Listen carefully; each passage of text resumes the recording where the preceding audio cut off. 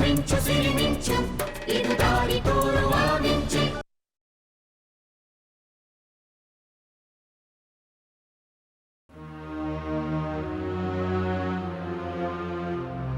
ಸಾರಿಕಾ, ಏ ಸಾರಿಕಾ, ನೀನು ಇಲ್ಲಿ ಕೂತಿದ್ಯಾ? ಸಾರಿಕಾ, ಏ ಸಾರಿಕಾ, ಏ ಸಾರಿಕಾ, ಯಾಕೆ ಸಾರಿಕಾ? ಪ್ರಸಾದ್ ವಿಚಾರಕ್ಕೆ ಬೇಜಾರು ಮಾಡ್ಕೊಂಡಿದೀಯಾ? ಆವತ್ತೇ ಹೇಳ್ತಲ್ಲ ಸಾರಿಕಾ, ಪ್ರಸಾದ್ ಯಾವುದೋ ಆಫೀಸ್ ವಿಚಾರದಲ್ಲಿ ಟೆನ್ಷನಲ್ಲಿ ಇರ್ತಾರೆ ಅಂತ. ಎಲ್ಲ ಸರಿ ಹೋಗುತ್ತೆ ಬಿಡು. ಇಲ್ಲ, ಏನೂ ಸರಿ ಹೋಗಲ್ಲ. ಪ್ರಸಾದ್ ಅಚಲವಾಗಿ ನಿರ್ಧಾರ ಮಾಡಿದ್ದಾರೆ ಮದುವೆ ಆಗಲ್ಲ ಅಂತ. ನಿಂಗೆ ಹೇಗೆ ಗೊತ್ತು? ಅವನ ಹತ್ರ ಹೇಳಿದೆ. ಅವರು ನಿನ್ನ ಹಾಗೆ ಹೇಳಿದ್ರು, ಯಾವುದೋ ಟೆನ್ಷನಲ್ಲಿ ಅಥವಾ ತಮಾಷೆಗೆ ಹಾಗೆ ಮಾಡಿರಬಹುದು ಅಂತ. ಅವರಿಬ್ಬರು ಹೋಗಿ ಪ್ರಸಾದ್ ಹತ್ರ ಮಾತಾಡ್ಕೊಂಡು ಬಂದಿದ್ದಾರೆ. ಏನು ಹೇಳಿದ್ನಂತೆ ಪ್ರಸಾದ್? ನನ್ನ ಹತ್ರ ಹೇಳಿದ್ದನ್ನೇ ಅವ್ರ ಹತ್ರನೂ ಹೇಳಿದ್ದಾನೆ, ಈ ಮದುವೆ ನಡೆಯಲ್ಲ ಅಂತ. ಹೌದಾ? ಸರಯ್ಯು ಫೋನ್ ಮಾಡಿ ಹೇಳಿದ್ಲು ಪ್ರಸಾದ್ನ ನೇರವಾಗಿ ಕೇಳೋಣ ಅಂತ. ಏನೇ ಸಾರಿಕಾ ನೀನು, ಪ್ರಸಾದ್ ನಿನ್ನ ಮದುವೆ ಆಗೋದಿಲ್ಲ ಅಂತ ಸುಮ್ಮನೆ ಮಾತಿಗಂದಿದೆ. ಆದರೆ ಸರಯ್ಯು ಭವನ್ ಮುಂದೆ ಅವನು ಹಾಗೆ ಹೇಳಿದಾನ? ಅಲ್ಲ, ನಿನ್ನ ಮದುವೆ ವಿಚಾರ ಮಾತಾಡೋದಕ್ಕೆ ಅವನ ಹತ್ರ ನಾವು ಹೋಗ್ತಿದ್ವಿ, ನೀನು ಯಾಕೆ ಹೋಗೋದಕ್ಕೆ ಹೋಗಿದ್ದಿ? ಬುದ್ಧಿ ಇಲ್ವಾ ನಿನಗೆ? ಪ್ರಸಾದ್ ತುಂಬ ಒಳ್ಳೆಯವ್ರು ಕಣೋ. ಅವ್ರು ಯಾಕೆ ನನ್ನ ಅವಾಯ್ಡ್ ಮಾಡ್ತಾ ಇದ್ದಾರೆ?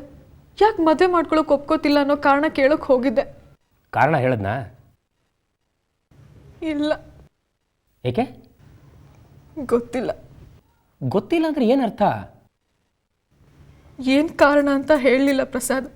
ಕೇಳಿದ್ದಕ್ಕೆ ತುಂಬ ಒರಟಾಗಿ ಮಾತಾಡ್ಬಿಟ್ರು. ನಾನು ಎಷ್ಟೇ ಪ್ರಶ್ನೆ ಕೇಳಿದ್ರು ಅವ್ರ ಹತ್ರ ಇರೋದು ಒಂದೇ ಉತ್ತರ, ಯಾರು ಏನೇ ಹೇಳಿದ್ರು ಏನೇ ಮಾಡಿದ್ರು ಈ ಮದುವೆ ನಡೆಯೋದಿಲ್ಲ ಅನ್ನೋದು ಪ್ರಸಾದ್ ಮಾತಿಂದ ಅರ್ಥ ಆಯಿತು. ಯಾಕೆ ಸಾಧ್ಯ ಇಲ್ಲ? ಸಾಧ್ಯ ಇಲ್ಲ ಅಂತ ಮುಂಚೆನೇ ಹೇಳಬೇಕಾಗಿತ್ತು. ನಿನ್ನನ್ನು ಪ್ರೀತಿಸಿ ನಿನ್ನ ಜೊತೆ ಸುತ್ತಾಡಿ ದೊಡ್ಡವ್ರು ಒಪ್ಕೊಂಡು ಎಂಗೇಜ್ಮೆಂಟ್ ಫಿಕ್ಸ್ ಮಾಡೋವರೆಗೂ ಸುಮ್ಮನಿದ್ದು ಈಗ ಇದ್ದಕ್ಕಿದ್ದಾಗೆ ಮದುವೆ ಆಗೋದಕ್ಕೆ ಇಷ್ಟ ಇಲ್ಲ ಅಂದರೆ ಏನು ಅರ್ಥ? ಸ್ಟುಪಿಡ್. ತಲೆ ಕೆಟ್ಟಿದೆ ಆ ಪ್ರಸಾದ್ಗೆ. ಆಯಿತು, ಅವನಿಗೆ ನಿನ್ನ ಜೊತೆ ಮದುವೆ ಆಗೋದಕ್ಕೆ ಇಷ್ಟ ಇಲ್ಲ ಅಂತಲೇ ಇಟ್ಕೊ. ಅದಕ್ಕೆ ಸರಿಯಾದೊಂದು ಕಾರಣ ಕೊಡೋದು ಬೇಡವಾ? ಸರಿಯಾದ ಕಾರಣನ ಕೊಡದೆ ಈಗ ಮದುವೆ ಆಗೋದಕ್ಕೆ ಇಷ್ಟ ಇಲ್ಲ ಅಂತ ಅಂದ್ಬಿಟ್ರೆ ಏನು ಅರ್ಥ? ನಾವೇನು ಅಂದ್ಕೋಬೇಕು? ನಮ್ಮನ್ನೇನು ಅಂದ್ಕೊಂಡಿದ್ದಾನ ಅವನು? ಪ್ರಸಾದ್ನ ನಾನು ತುಂಬ ಒಳ್ಳೆಯವರು ಅಂತ ನಂಬಿದ್ದೆ. ಅವ್ರು ನನ್ನ ತುಂಬ ಪ್ರೀತಿಸ್ತಾ ಇದ್ರು. ನನಗೆ ಮೋಸ ಮಾಡೋ ಮನಸ್ಸಿಲ್ಲ ಅಂತ ನನಗೆ ಗೊತ್ತಿತ್ತು. ಈಗ ನೋಡು, ಈಗೇನೋ ಅರ್ಥ ಆಗ್ತಿಲ್ಲ ನನಗೆ, ದಿಕ್ಕೇ ತೋಚ್ತಿಲ್ಲ. ಈಗೇನೋ ಮಾಡೋದು.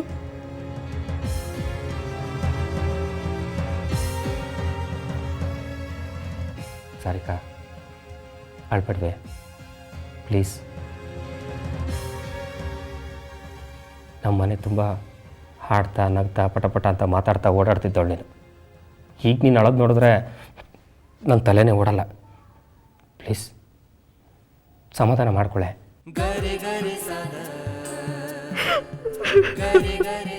ಅಳ್ಬೇಡ್ವೆ.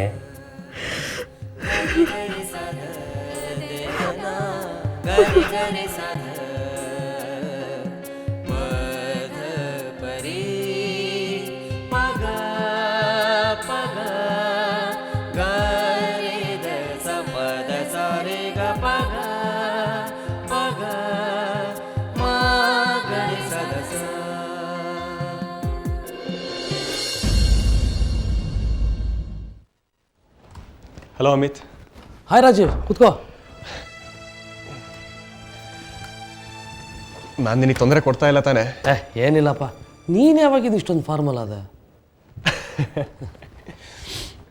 ಮತ್ತೆ ಎಷ್ಟು ದಿವಸ ಆಯಿತು ನಿನ್ನ ನೋಡಿ? ಆವತ್ತು ಪಾರ್ಟ್ನರ್ಶಿಪ್ ನಿನಗೆ ಸಿಗೋ ಎಲ್ಲ ಪಾಸಿಬಿಲಿಟೀಸ್ ಇದೆ ಅಂತ ತಿಳಿಸಿದ್ದೆ.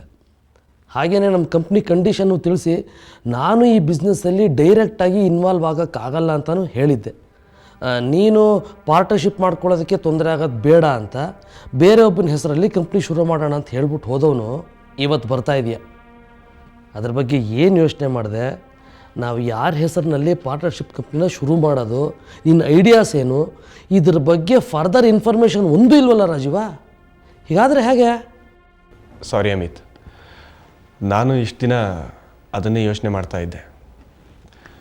ನಾವೀಗ ಥರ್ಡ್ ಪರ್ಸನ್ ಹೆಸರಿನಲ್ಲಿ ಕಂಪ್ನಿ ಶುರು ಮಾಡ್ತೀವಿ ಅಂದರೆ ಆ ವ್ಯಕ್ತಿ ನಾವು ಹೇಳಿದ ಹಾಗೆ ಕೇಳೋವಂಥವನಾಗಿರಬೇಕು. ಅಂಥವ್ರು ಯಾರಿದ್ದಾರೆ ಅಂತೇಳಿ ಆಲೋಚಿಸ್ತಾ ಇದ್ದೆ. ಎಲ್ಲ ಫೈನಲೈಸ್ ಆದಮೇಲೆ ನಿನ್ನನ್ನು ಮೀಟ್ ಆಗೋಣ ಅಂತ ಅಂದ್ಕೊಂಡೆ. ಹಾಗಾಗಿ ಇಷ್ಟು ದಿನ ನೀನು ಮೀಟ್ ಮಾಡೋಕ್ಕಾಗಲಿಲ್ಲ. ಹಾಂ. ಸರಿ, ಕಂಪ್ನಿ ಶುರು ಮಾಡೋದ್ರ ಬಗ್ಗೆ ಏನು ಯೋಚನೆ ಮಾಡಿದೆ? ಯಾರ ಹೆಸರಲ್ಲಿ ಕಂಪ್ನಿ ಶುರು ಮಾಡೋದು? ನನ್ನ ದೃಷ್ಟಿನಲ್ಲಿ ಒಬ್ಬ ವ್ಯಕ್ತಿ ಇದ್ದಾರೆ. ಅವ್ರ ಹೆಸರಿನಲ್ಲಿ ಪಾರ್ಟ್ನರ್ಶಿಪ್ ಮಾಡ್ಕೋಬಹುದು. ಯಾರ ವ್ಯಕ್ತಿ?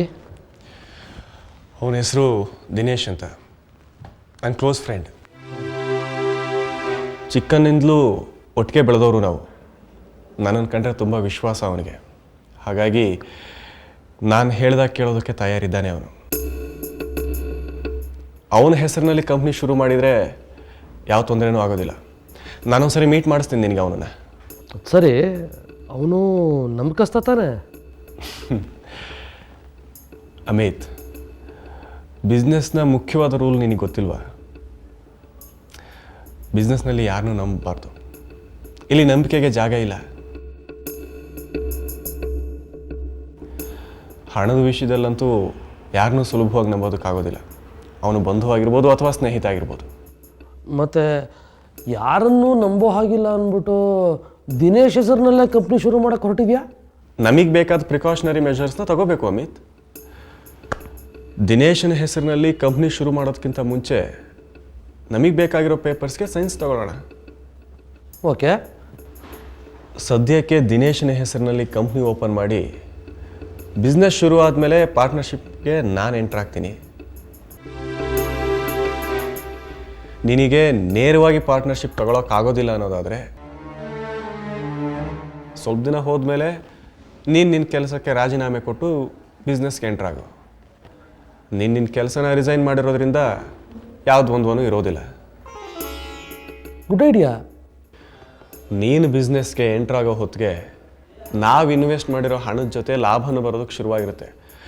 ಆರ್ ಐ ಶುಡ್ ಸೇ, ಲಾಭ ಮಾತ್ರ ಅಲ್ಲ, ಪ್ರವಾಹದ ತರಹ ಹಣ ಹರಿದು ಬರೋದಕ್ಕೆ ಶುರುವಾಗಿರುತ್ತೆ. Wonderful, great. By the way Amit, ನೀನು ಮದುವೆ ಆಗಿಲ್ವಲ್ಲ? ಏಕೆ? ಮದುವೆ ಆಗ್ತೀಯೋ ಇಲ್ವೋ? Rajeev, I am still searching for a right girl.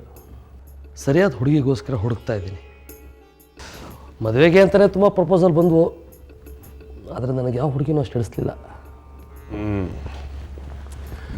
ನಿನ್ನ ಪ್ರಕಾರ ರೈಟ್ ಗರ್ಲ್ ಅಂದರೆ? ಬರೀ ರೂಪ ಇದ್ದರೆ ಸಾಕಾಗಲ್ಲ ರಾಜೀವ, ಅವಳು ಬುದ್ಧಿವಂತೇನೂ ಆಗಿರಬೇಕು.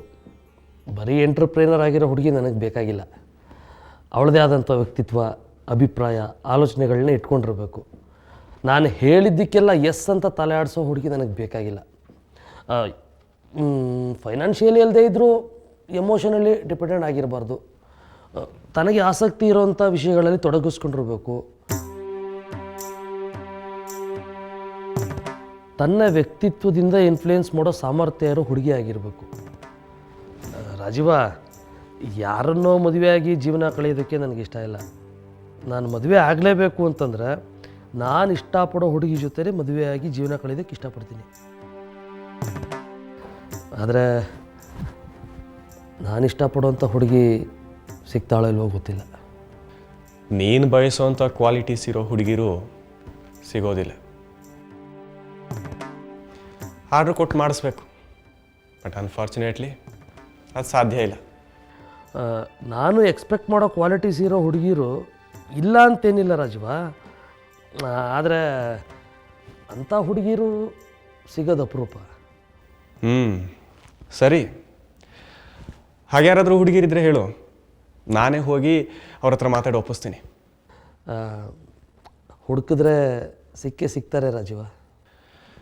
ಅಂಥ ಹುಡುಗಿ ನಿನಗೆ ಬೇಗ ಸಿಗಲಿ, ನೀವಿಬ್ಬರು ಬೇಗ ಮದುವೆ ಆಗಲಿ ಅಂತ ನಾನು ಹಾರೈಸ್ತೀನಪ್ಪ.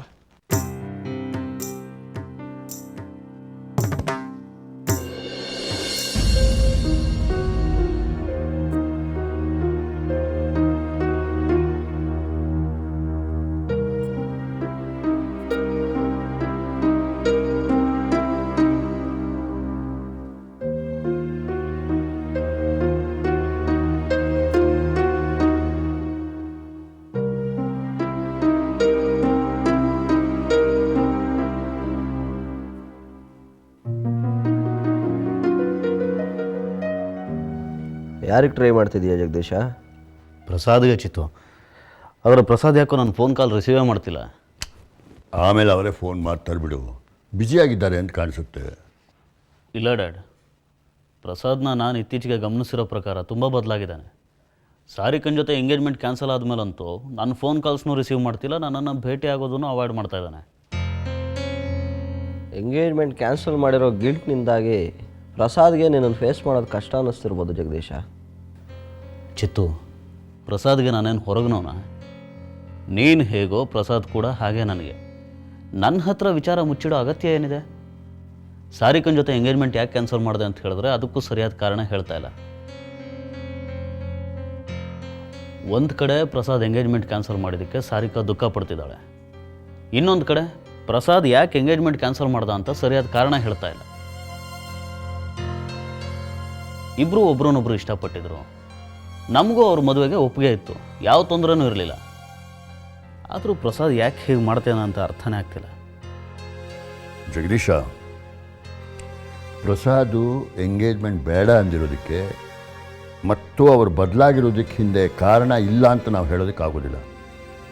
ಅವ್ರಿಗೆ ಏನೋ ಪ್ರಾಬ್ಲಮ್ ಕಾಡ್ತಾ ಇರ್ಬೋದು, ನಮ್ಮ ಹತ್ರ ಹೇಳ್ಕೊಳ್ಳೋದಕ್ಕೆ ಸಂಕೋಚ ಪಡ್ತಾ ಇರ್ಬೋದು. ನಮ್ಮ ಹತ್ರ ಹೇಳ್ಕೊಳ್ಳೋದಕ್ಕೆ ಏನು ಸಂಕೋಚ ಡ್ಯಾಡ್? ಪ್ರಸಾದ್ಗೆ ಏನೇ ತೊಂದರೆ ಇದ್ದರೂ ಅದನ್ನು ಪರಿಹರಿಸೋದಕ್ಕೆ ನಾನು ರೆಡಿ ಇದ್ದೀನಿ. ಆದರೆ ಪ್ರಸಾದ್ ನನ್ನ ಜೊತೆ ಮಾತಾಡೋದಕ್ಕೆ ತಯಾರಿಲ್ಲ. ನನಗೆ ತಾಳ್ಮೆ ಕೆಡ್ತಾ ಇದೆ ಡ್ಯಾಡ್. ಪ್ರಸಾದ್ ಎಂಥ ವ್ಯಕ್ತಿ ಅನ್ನೋದು ನಮ್ಮೆಲ್ಲರಿಗಿಂತ ನಿನಗೆ ಚೆನ್ನಾಗಿ ಗೊತ್ತಿದೆ. ನಿನ್ನ ಬಗ್ಗೆ ಎಷ್ಟೊಂದು ಪ್ರೀತಿ ಗೌರವ ಇಟ್ಕೊಂಡಿದ್ದಾನೆ ಅಂತಲೂ ನಮಗೆಲ್ಲ ಗೊತ್ತು. ಅವನು ಯಾರು, ಎಂಥವನು, ಅವನ ಬ್ಯಾಕ್ಗ್ರೌಂಡ್ ಏನು ಎಲ್ಲ ನಮಗೆ ಗೊತ್ತಿದೆ. ಮಹೇಶ್ವರ್ ಪ್ರಸಾದ್ ಎಷ್ಟು ದೊಡ್ಡ ಮನುಷ್ಯ. ನೀನು ಅವ್ರ ಕಂಪ್ನಿ ಸೇರಿದಾಗ ನೀನೊಬ್ಬ ಥರ್ಡ್ ಪರ್ಸನ್, ಅಪರಿಚಿತ ವ್ಯಕ್ತಿ, ಹೊರಗಿನವನು. ಕಂಪ್ನಿನ ಆಫೀಸ್ನ ನಿನಗೆ ವಹಿಸ್ಕೊಟ್ರು. ಎಷ್ಟು ದೊಡ್ಡ ಮನುಷ್ಯನವನು.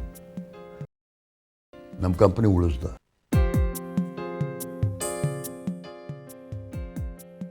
ಆತ ಚೀಪ್ ಮೆಂಟಾಲಿಟಿ ಇರೋ ಮನುಷ್ಯ ಅಂತ ನನಗೆ ಅನ್ಸೋದಿಲ್ಲ.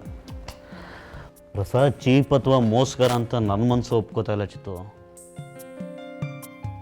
ಆದರೆ ಪ್ರಸಾದ್ನ ಇತ್ತೀಚಿನ ವರ್ತನೆ ನೋಡಿದ್ರೆ ಪ್ರಸಾದ್ ಏನೋ ಮೋಸ ಮಾಡ್ತಾ ಇದ್ದಾನೆ, ತಪ್ಪು ಮಾಡ್ತಾ ಇದ್ದಾನೆ ಅಂತ ನನ್ನ ಬುದ್ಧಿ ಹೇಳುತ್ತೆ. ಈಗಿನ ಪರಿಸ್ಥಿತಿ ನೋಡಿದ್ರೆ ನಾನು ನನ್ನ ಬುದ್ಧಿಯಿಂದ ಪ್ರಸಾದ್ನ ಜಡ್ಜ್ ಮಾಡ್ತಾ ಇರೋದು ಸರಿ ಅನಿಸುತ್ತೆ. ಒಬ್ಬ ಮನುಷ್ಯನನ್ನು ಜಡ್ಜ್ ಮಾಡೋದಕ್ಕೆ ಒಂದೇ ಆ್ಯಂಗಲಿಂದ ನೋಡಿ ಅವನು ಒಳ್ಳೆಯವನೋ ಕೆಟ್ಟವನೋ ಅಂತ ನಿರ್ಧರಿಸೋ ತಪ್ಪಯ್ಯ. ಪ್ರಸಾದ್ ಹೀಗೆ ಬದಲಾಗೋದಕ್ಕೆ ಬೇರೆ ಏನೋ ಕಾರಣ ಇರಬೇಕು. ಬಹುಶಃ ಅವನ ಪ್ರೊಫೆಷನಲ್ಲಿ ಏನೋ ಪ್ರಾಬ್ಲಮ್ ಆಗಿರಬೇಕು, ಅಥವಾ ಏನೋ ಫಿನಾನ್ಷಿಯಲ್ ಕ್ರೈಸಿಸ್ ಫೇಸ್ ಮಾಡ್ತಾ ಇದ್ದಾನೋ ಏನೋ, ಯಾರಿಗೆ ಗೊತ್ತು. ಡ್ಯಾಡ್, ಆ ಥರದ ಸಮಸ್ಯೆ ಏನಾದರೂ ಇದೆಯಾ? ಇದ್ದರೆ ಹೇಳು, ನಾನು ಹೆಲ್ಪ್ ಮಾಡ್ತೀನಿ ಅಂತಲೂ ಹೇಳಿದ್ದೀನಿ. ಆದರೆ ಪ್ರಸಾದ್ ಅಂಥದ್ದೇನೂ ಇಲ್ಲ ಅಂತ ಹೇಳ್ತಾ ಇದ್ದಾನೆ. Maybe some other personal problem. No, Prasad ಬಾಂಬೆಲಿ ಭಾಳ ದಿವಸ ಇದ್ದವನು. ಅಲ್ಲಿ ಮೊದಲೇ ಮದುವೆ ಆಗಿತ್ತೋ ಏನೋ. ಇಲ್ಲಿಗೆ ಬಂದಮೇಲೆ ಸಾರಿಕಾ ನೋಡಿ ಇಷ್ಟಪಟ್ಟಿದ್ದಾನೆ. ತಾನು ಮಾಡ್ತಾ ಇರೋದು ಈಗ ಸರಿಯೋ ತಪ್ಪೋ ಅಂತ ಅವನಿಗೆ ಬಾಧಿಸ್ತಾ ಇರ್ಬೋದು. ಅದಕ್ಕೆ ಹೀಗೆಲ್ಲ ಮಾಡ್ತಾ ಇದ್ದ. ಅಪ್ಪ, ನೀವು ಹೇಳ್ತಿರೋ ಹಾಗೆ ಪ್ರಸಾದ್ ಹಾಗೆಲ್ಲ ಮಾಡೋದಕ್ಕೆ ಸಾಧ್ಯನಾ? ಪ್ರಸಾದ್ ನಡ್ಕೋತಿರೋ ರೀತಿ ನೋಡಿದ್ರೆ ಡ್ಯಾಡ್ ಹೇಳ್ತಿರೋ ಯಾವ ಸಾಧ್ಯತೆನೂ ಇಗ್ನೋರ್ ಮಾಡೋಕ್ಕಾಗೋಲ್ಲ ಚಿತ್ತು. ಆದರೆ ಡ್ಯಾಡ್, ಹಾಗೇನಾದರೂ ಇದ್ದರೆ ಪ್ರಸಾದ್ ಅದನ್ನು ನನ್ನ ಹತ್ರ ಹೇಳ್ಬೋದಲ್ವ? ಅವೆಲ್ಲ ಯಾರಾದರೂ ಓಪನಾಗಿ ಹೇಳೋದಕ್ಕೆ ಸಾಧ್ಯನೇ? ನೋಡು, ನಾನು ಹೇಳಿದ್ದೆಲ್ಲನೂ ಕೂಡ ನನ್ನ ಗೆಸ್ಟ್ಗಳಷ್ಟೇ. ನನ್ನ ತಪ್ಪು ಇರ್ಬೋದು, ಆದರೆ ಪರಿಸ್ಥಿತಿನ ಸಂದರ್ಭನ ಸರಿಯಾಗಿ ಅರ್ಥ ಮಾಡ್ಕೊಂಡು ನಾವು ಜಡ್ಜ್ ಮಾಡಬೇಕು ಅಂತ ಹೇಳಿದೆ ಅಷ್ಟೇ. ನೋಡು ಜಗದೀಶ, ಈಗ ಪ್ರಸಾದ್ ನಮ್ಮನೆ ಹುಡುಗ. ಅವನ ಬಗ್ಗೆ ನಮ್ಮ ಕೆಲವು ಜವಾಬ್ದಾರಿಗಳು ಇದೆ. ಪ್ರಸಾದ್ ಅಕಸ್ಮಾತ್ ಬೇರೆ ಹುಡುಗಿ ಕಮಿಟ್ ಆಗಿದ್ದರೆ ನಾವು ದೊಡ್ಡ ಮನುಷ್ಯರಾಗಿ ಆ ಹುಡುಗಿನೇ ಅವನ ಹೆಂಡತಿಯಾಗಿ ಅವನು ಸ್ವೀಕರಿಸೋ ಹಾಗೆ ಮಾಡೋದು ನಮ್ಮ ಕೆಲಸ ಅಷ್ಟೇ ಅಲ್ಲ, ನಮ್ಮ ಧರ್ಮ ಕೂಡ. ಆದರೆ ಡ್ಯಾಡ್, ಸಾರಿಕಾ ಅವಳಿಗೆ ಅನ್ಯಾಯ ಆಗೋದಿಲ್ವಾ? ನೀನು ಹೇಳೋ ಹಾಗೆ ಪ್ರಸಾದ್ ಸಾರಿಕಾನ ಮದುವೆ ಮಾಡ್ಕೊಂಡ್ಬಿಟ್ರೆ ಈಗ ಬಹುಶಃ ಅವನಿಗಾಗಲೇ ಕಮಿಟ್ ಆಗಿರೋ ಹುಡುಗಿಗೆ ಅನ್ಯಾಯ ಮಾಡಿದಾಗಲ್ವ? ನೀನು ಒಂದೇ ಆ್ಯಂಗಲಿಂದ ಇಡೀ ಪ್ರಶ್ನೆನ ಯೋಚನೆ ಮಾಡ್ತಾಯಿದ್ದೆ. ಪ್ರಸಾದ್ ಪರಿಸ್ಥಿತಿ ಏನೋ ನಮ್ಗೆ ಯಾರಿಗೂ ಗೊತ್ತಿಲ್ಲ. ಇಷ್ಟಕ್ಕೂ ಅವನು ಏನು ಮಹಾ ಮಾಡಿದ್ದಾನೆ ಅಂತ ನೀನು ಇಷ್ಟೊಂದು ರೇಗಾಡ್ತಾ ಇದ್ದಿ? ಅಕಸ್ಮಾತ್ ಪ್ರಸಾದ್ ಒಬ್ಬ ಮೋಸಗಾರನೇ ಆಗಿದ್ದ ಅಂತ ಇಟ್ಕೋ, ಅವನು ಈ ಎಂಗೇಜ್ಮೆಂಟ್ಗೂ ಒಪ್ಕೋತಿದ್ದ, ಮದುವೆನೂ ಆಗಿಬಿಡ್ತಿದ್ದ. ಆಗ ಸಾರಿಕಾಗೆ ಎಷ್ಟು ದೊಡ್ಡ ಮೋಸ ಆಗ್ತಿದೆ ಯೋಚನೆ ಮಾಡಿದೀಯಾ?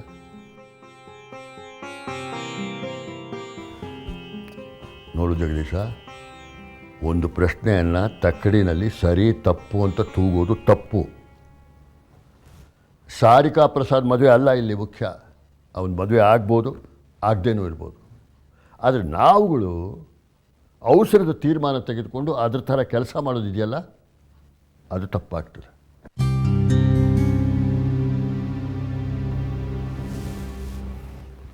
ನೀನು ಒಂದು ಕೆಲಸ ಮಾಡು, ಪ್ರಸಾದ್ ಹತ್ರ ಸೂಕ್ಷ್ಮವಾಗಿ ಅವನ ಸಮಸ್ಯೆ ಏನು ಅಂತ ತಿಳ್ಕೊ. ನಾವೆಲ್ಲ ಒಟ್ಟಿಗೆ ಕೂತು ಆಮೇಲೆ ಪರಿಹಾರನ ಯೋಚನೆ ಮಾಡ್ಬೋದು.